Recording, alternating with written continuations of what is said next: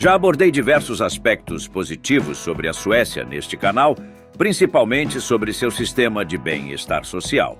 Mas hoje explorarei um tema que nem todos gostam de discutir, pois é bastante polêmico: o lado sombrio da Suécia. Conto com você para que o vídeo não flope, então curta, comente e compartilhe. Conto com sua ajuda.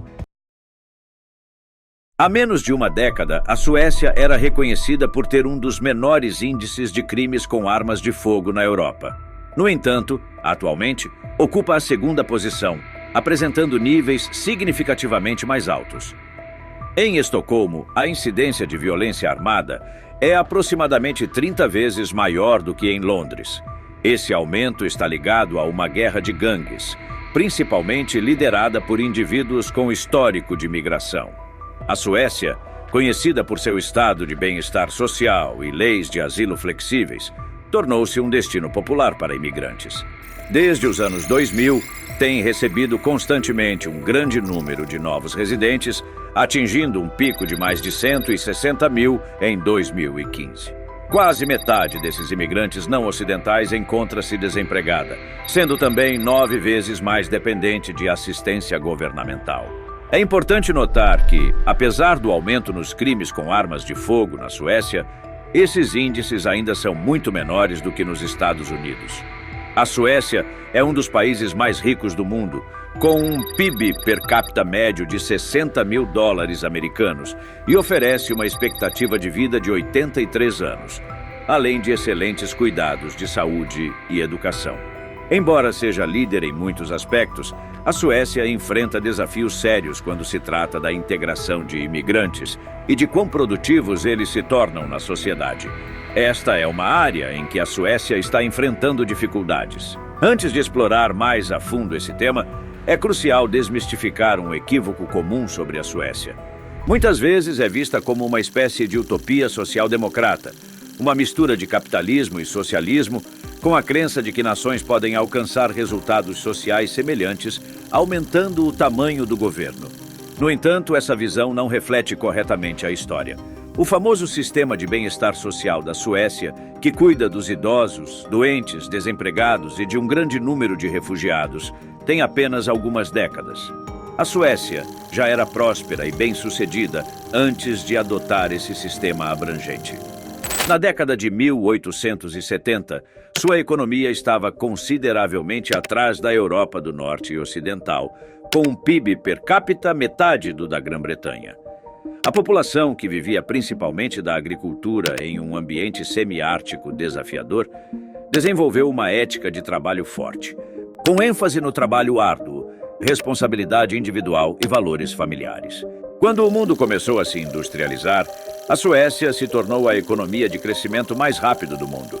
Os suecos eram conhecidos por serem confiáveis, trabalhadores e responsáveis. Durante as 2 guerras mundiais, eles permaneceram neutros e desenvolveram uma versão mais moderada do estado de bem-estar social que conhecemos hoje.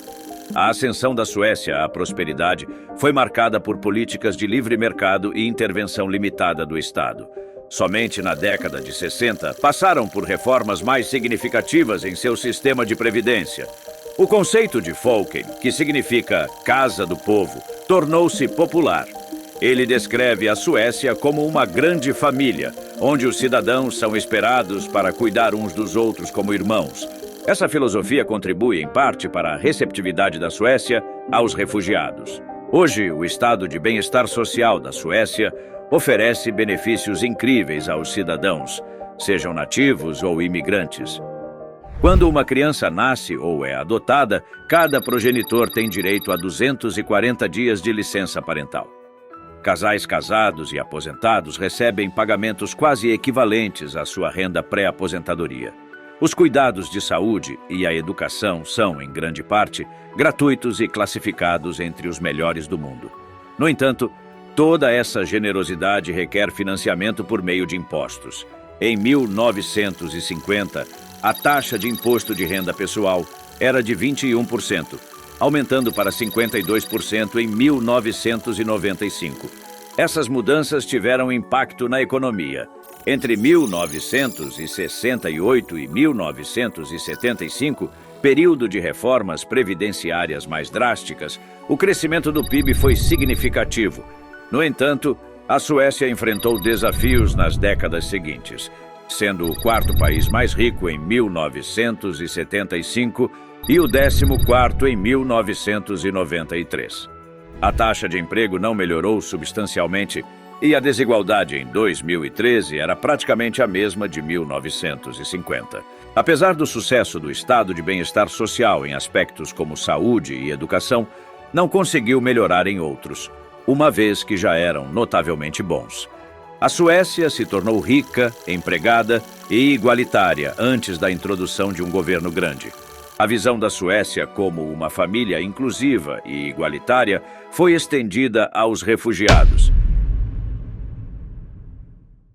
Em 1987, 3% da população era composta por migrantes de países terceiros. Em 2013, esse percentual aumentou para 12%.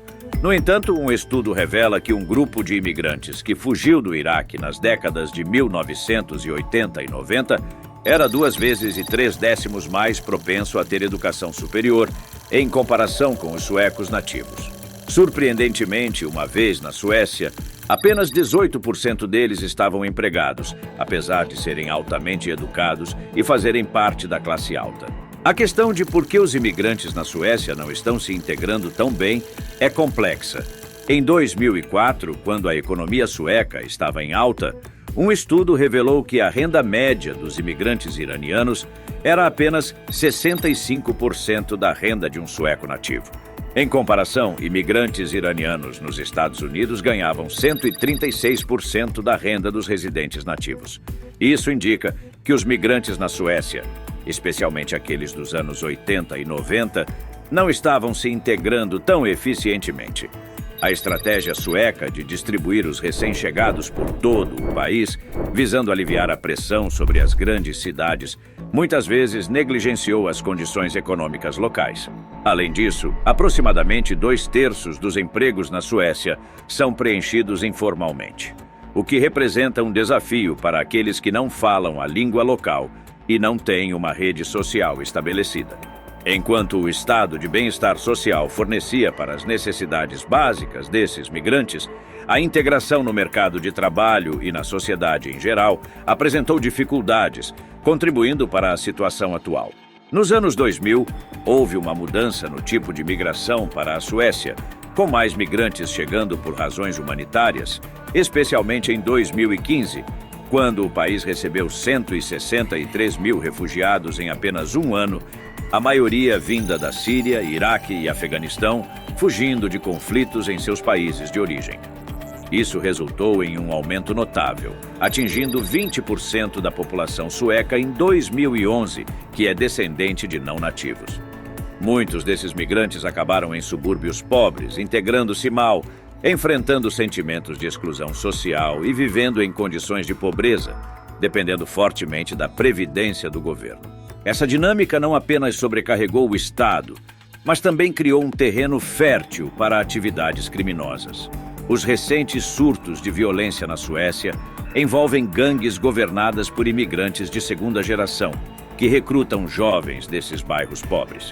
Inicialmente envolvidos principalmente no tráfico de drogas, essas gangues infiltraram-se no governo e até em partidos políticos, envolvendo-se em fraudes e outras atividades ilícitas. Um estudo estima que organizações criminosas faturem cerca de 500 milhões de dólares americanos anualmente com essas atividades. Mais da metade dos reclusos suecos cumprindo longas penas de prisão são imigrantes de primeira geração, e 45% dos desempregados suecos nascem fora da Europa. Essa situação tornou-se um fardo significativo para a sociedade durante a maior parte da década de 2010. Os democratas suecos, que inicialmente eram uma voz solitária contra a imigração, tornaram-se um dos maiores grupos políticos da Suécia, em parte devido à crise migratória. O atual primeiro-ministro rompe com a tradição, apoiando a redução de impostos, políticas de livre mercado e liberalismo econômico, colaborando estreitamente com os democratas suecos. Sua coalizão de direita associa o aumento da violência das gangues às políticas de imigração anteriores da Suécia. O ministro das Relações Exteriores da Suécia observou que a falta de integração, combinada com o comércio de narcóticos e o crime organizado, está criando uma mistura extremamente tóxica. Culpar exclusivamente a migração seria míope, pois políticas governamentais voltadas para a integração dos migrantes também desempenham um papel. A situação foi agravada em um sistema que possivelmente foi longe demais na aceitação de recém-chegados. No entanto, abordar esse problema é desafiador, pois está intrinsecamente ligado a uma crença central da identidade sueca. Embora a ideia de retornar completamente a uma sociedade capitalista não seja amplamente apoiada, há um desejo de reformas, como evidenciado pelas atuais políticas governamentais da Suécia. Estão sendo implementadas políticas mais restritivas, dificultando para imigrantes de fora da União Europeia obter benefícios sociais e tornando a pré-escola obrigatória para crianças com 2 pais estrangeiros, com o objetivo de facilitar a aprendizagem da língua sueca. A Suécia parece estar trilhando um caminho em direção ao aumento da liberdade econômica e incentivos para o trabalho dentro do sistema de previdência. Essa mudança levanta a questão: será o fim da Suécia? Deixe sua opinião nos comentários para eu saber que você chegou até aqui. E confere também o lado positivo da Suécia que está aparecendo agora na tela. Valeu, galera, e até mais.